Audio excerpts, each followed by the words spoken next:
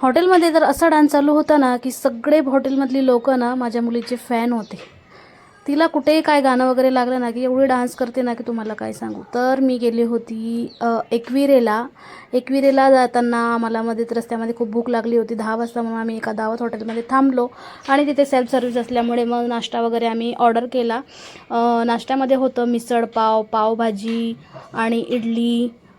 अशा प्रकारचा आम्ही नाश्ता वगैरे करून घेतला आणि ते मॅडमचं गाणं बंद झालं म्हणून मॅडमला राग आला. ती रुसून बसली की हां आता मी कशाला डान्स करू, अशी मला काय काय बोलायला लागली.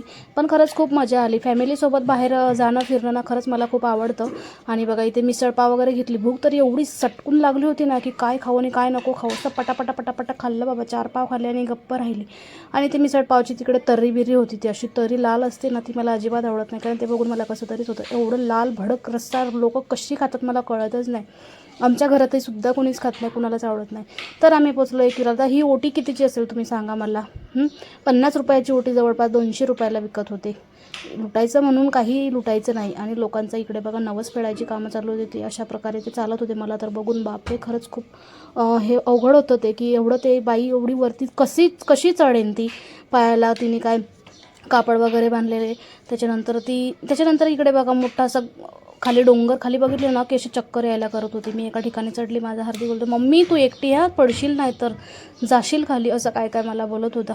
आणि खरंच आणि इकडे मी गेले ना तर खरंच मी पडतच होती. त्याच्यामुळे हार्दिक खूप घाबरला, कारण एवढं ते उंचावर आहे. आणि फोटोशूटच्या नादामध्ये ना माझा पाय खरंच खूप घसरला इथे. आणि पायामध्ये शूज असल्यामुळे ना खूप भीती वाटली, खूप दमली होती मी. आणि मला हार्दिक खूप घाबरला आणि बोलायला लागला मम्मी तू एकटीच आहे पडशील. त्याला खरंच खूप भीती वाटली. आणि विशेष म्हणजे जेव्हा आम्ही गाडी वगैरे पार्क केली ना तेव्हा अक्षरशः स्टॉलच्या बाजूला जिथे ते छाजवाले असतात ना त्यांच्या बाजूला साप होता, त्याच्यावर बसलेला. मोठी अशी शलाटी बिलेट काहीतरी म्हणतात ते, अशी साप होता, बारीक फणा काढलेला, लांबा लांबा आणि बारीक होता. म्हटलं बापरे काहीतरी धामण वगैरे किंवा काहीतरी असेल.